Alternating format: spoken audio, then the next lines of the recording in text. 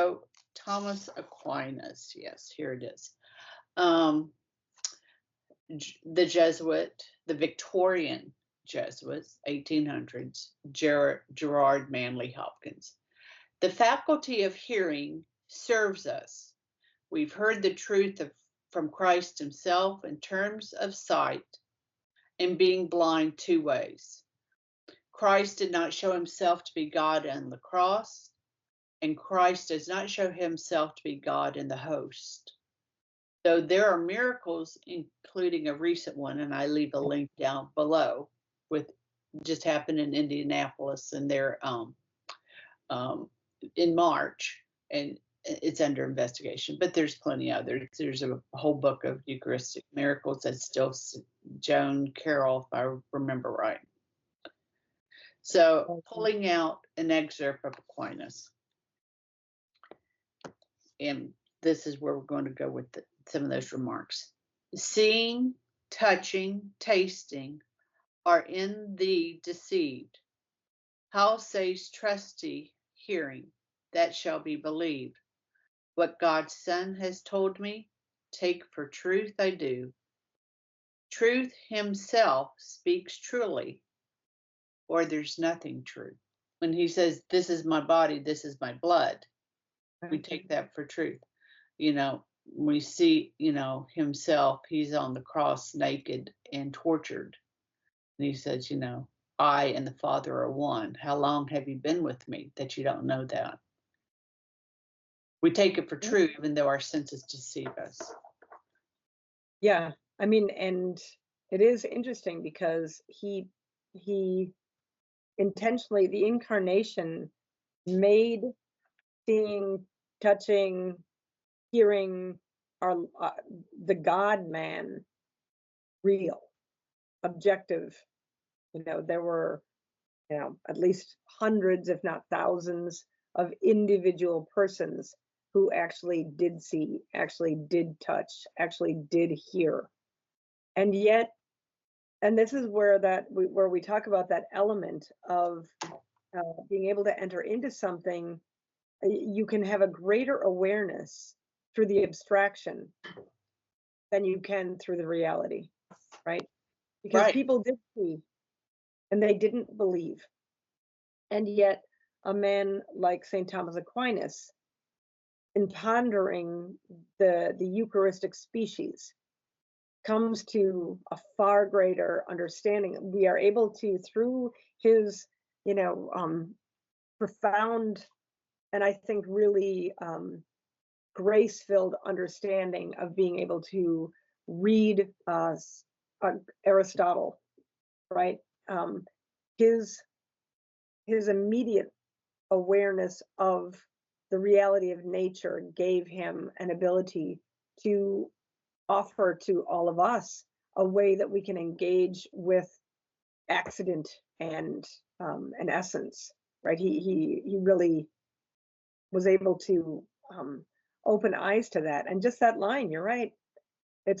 We're so easily, I remember this when I was studying right before COVID hit. I was doing this study, contemplating getting a master's degree, and I ended up being in Scotland, where one of the gentlemen was doing a talk on, Hume and empiricism, right? And in the Enlightenment, if man couldn't measure it or, touch it or taste it or feel it, then it wasn't real, right? Even to the point of being extremely crazy that they would ask questions like, if a tree falls in the woods, does it make a sound, right? Like that was a legitimate question to them, because they could only trust, they believe they could only trust what they could see, touch, taste, and hear. And yet we know that you can feel it in the heart, right? Some things are not knowable by the mind. I love that line from I think it's Pascal, reason, the heart has reasons that reason can't understand. That's true. That's true. That's true. Fide Sriracha. So the channel name is Fide Sriracha, and we do. We are not sola fide. We're not sola ratio. And neither is Fides and Ratio on the same plane. Right. No, Right? They're not. We're not. Our faith isn't to go it alone, as it were. Our reason helps us, particularly in those trials of moment, that we can recall we have a loving Father, even if what is going around us at that time doesn't look like it. Right. right. Truth himself speaks truly, or there's nothing true. Right. But they're I mean, not the same. They're not at the same level of weight. Right. no, The articles of faith will always have a predominant stance. You right. just said we're just so poor. You said that just, and it's true. We're just so poor at logic. We're so poor at reasoning. I mean, we have this nonsense. Does a tree fall in the forest with no one around make a sound, passing for something edifying and deep, when it should have been laughed out of, oh my gosh, this is Yes. your idea of death. Oh my Right. gosh. Oh my Right. gosh. Aren't But you it's a embarrassed? very, I mean, I'm too embarrassed. Yes. I mean, come on. Right. Yeah, obviously. I mean, because now, like at the time, we know now that we can actually have a medium there to record something even when a human person isn't present.